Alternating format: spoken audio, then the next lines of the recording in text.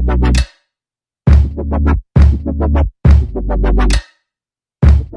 hai, selamat datang di podcast Bea Cukai Pulang Pisau, cross check, cek kocek kocek. Kali ini di tengah situasi yang memang sedikit insecure karena di tengah pandemi seperti ini, was-was mau kemana-mana kita agak takut, tapi tetap mengembangkan potensi dan mengembangkan ide-ide serta inovasi-inovasi dalam diri dengan kegiatan-kegiatan positif. Nah, sahabat Bea Cukai, saat ini saya ditemani oleh tamu istimewa kita dari kantor Bea Cukai Pulang Pisau. Beliau adalah Kepala Kantor Bea Cukai Pulang Pisau. Selamat sore Bapak Indra. Selamat sore Mbak. Bagaimana keadaannya Bapak hari ini? Sehat? Alhamdulillah sore ini sehat. Alhamdulillah. Dan rekan-rekannya semua sehat-sehat semua. Siap Nan. Sore ini Nan, kita akan membahas satu tema menarik yang bisa dibilang sahabat Bea Cukai itu kepo gitu Nan, tentang Bea Cukai itu sendiri dalam struktur organisasinya bagaimana. Soalnya sejauh ini kita pernah membahas tentang Bea Cukai itu lebih ke kegiatannya di luar atau pelayanannya bagaimana begitu Nan. Nah, saat ini mungkin ada teman-teman dari audiens kita, dari teman-teman sahabat Bea Cukai itu kepo tentang sebenarnya bagaimana sih struktur organisasi Bea Cukai itu sendiri. Seperti contohnya ada pertanyaan nih Dan, tentang sebenarnya Bea Cukai itu instansi yang dinaungi oleh kementerian apa begitu Nan.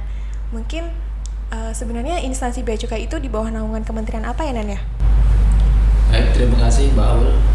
Mungkin pada kesempatan ini bisa saya jelaskan. Siap.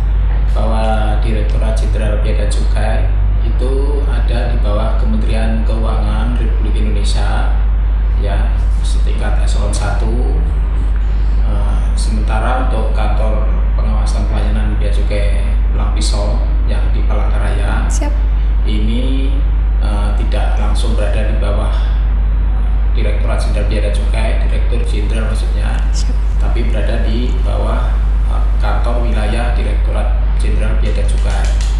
Nah, untuk Bea Cukai Pulang Pisau sendiri, ya, itu di bawah Kanwil Kalimantan bagian selatan yang berkantor di Banjarmasin, yang membawahi 5 kantor Bea Cukai, yaitu mulai dari Bea Cukai Banjarmasin, Bea Cukai Kota Baru, Bea Cukai Pulang Pisau, kemudian Bea Cukai Pangkalan Bun, dan terakhir Bea Cukai Sampit.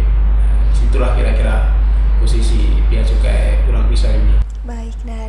Jadi kalau tadi saya simpulkan ada sedikit hierarki di Direktorat Jenderal Bea dan Cukai begitu ya Nan ya? Iya. Ada hierarki diantaranya dari Direktorat Jenderal Bea dan Cukai nanti turun ke kantor wilayah begitu Nan. Nah, kalau sejauh ini kenapa sih Nan sebenarnya kok kita harus ada hierarki dari Direktorat Jenderal Bea dan Cukai lalu turun ke kantor wilayah, lalu selanjutnya ke kantor pengawasan dan pelayanan, dan mungkin bisa dibantu dengan analogi Nan seperti Ya, yang baik. familiar. Memang karena Indonesia ini sangat besar ya, sangat Siap. luas. Kalau Direktorat Jenderal ini cuma satu kantor di pusat aja, Betul sekali Nan. mungkin di bawah itu akan terlalu jangkauannya mungkin kurang Kalau sampai bawah ya. Siap. Nah, makanya ada namanya struktur organisasi. Nah, kalau Bea Cukai sendiri sebenarnya kalau dibanding dengan instansi lain ya kurang lebih sama ya. Mungkin ambil contoh dari kepolisian misalnya. Betul sekali. Kalau di kepolisian itu ada Polda. Betul. Itu mungkin kalau nggak salah ya levelnya kira-kira sama dengan Kanwil gitu kira-kira. Nah, kalau kantor pelayanan Bea Cukai Pulang Pisau itu kira-kira juga setingkat dengan Polres. Seperti itu. Siap. Jadi biar masyarakat tahu ya begitu. Jadi selama ini mungkin Bea Cukai itu seperti apa sih, masih bertanya-tanya kan? Nah, Betul. mudah-mudahan dengan sedikit penjelasan ini Siap. bisa lebih paham. Jadi kalau kita analogikan itu nanti masuknya seperti contohnya di kantor kepolisian begitu ya Nan ya. Iya. Dari Polri, lalu Polda, selanjutnya Polres begitu ya Nan ya. Siap. Lalu jika ada hierarki seperti itu dan di setiap kota itu bisa disebut setiap kabupaten begitu kan ada tempat-tempat kantor bea cukainya sendiri begitu ya Nan. Cuman kan tidak semua kabupaten ada kantor bea cukainya. Itu kenapa ya Nan? Kok tidak semua kabupaten di Indonesia itu ada kantor bea cukainya? Ya, baik Mbak Aul. Jadi kenapa tidak semua kabupaten itu harus ada bea cukainya? Ya karena memang segala sesuatu itu tergantung dengan kegiatannya, kegiatan yang terkait dengan kepabeanan dan cukai. Nah, kalau di kabupaten atau kota itu ada kegiatan yang terkait dengan kepabeanan maupun cukai dan itu volumenya cukup, itulah memang dibutuhkan adanya kantor bea dan cukai. Sebab kalau kegiatannya banyak, kalau tidak ada kantor, otomatis pengguna jasa yang kita sebutnya itu akan melakukan pengurusan di kantor yang terdekat. Siap. Nah, kalau kantornya itu sendiri cuma satu dan kabupaten itu cukup jauh jaraknya, itu nanti akan menjadi inefisiensi dari sisi jarak, ya kan? Dan juga karena kita juga dari sisi SDM, nanti kalau setiap kabupaten yang kegiatannya sedikit, kita harus menyediakan kantor dan tentunya juga harus disediakan juga dari sisi SDM-nya juga, dan itu akan membutuhkan terlalu banyak SDM. Betul sekali. Kenapa? Akhirnya ya segala sesuatu tergantung kegiatan yang terkait dengan kepabeanan cukai. Baik. Ini kira-kira Pak. Siap. Jadi kita tetap memperkirakan tingkat efektivitas dan efisiensi di daerah tersebut begitu ya Nan? Ya. Baik. Untuk tadi mungkin Dan telah sebutkan di mana ada kegiatan kepabeanan dan cukai. Nah, untuk kegiatan Direktorat Jenderal Bea dan Cukai sendiri itu selain kita sebagai instansi di bawah naungan Kementerian Keuangan yang berkecimpung dalam dunia kepabeanan dan cukai seperti kegiatan ekspor impor semisalnya Dan. Nah, itu kira-kira apa saja sih tupoksi dari bea cukai itu sendiri? Ya, kalau tusi dari bea cukai yaitu memberikan kegiatan pelayanan ya dan pengawasan tentunya yang terkait dengan kepabeanan dan cukai. Nah, kalau di pabean itu mungkin oleh orang itu sering dengar tuh kalau ada kegiatan impor maupun ekspor. Baik. Nah, itu terutama terkait dengan barang ya.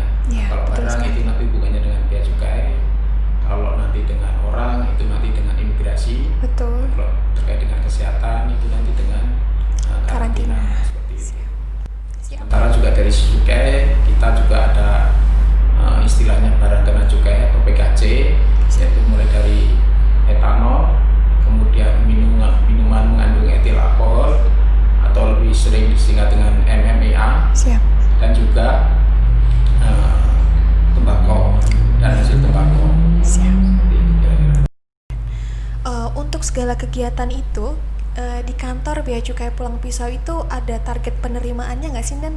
Selama mungkin dalam hitungannya 1 tahun misalnya ada targetnya atau tidak ya Nan?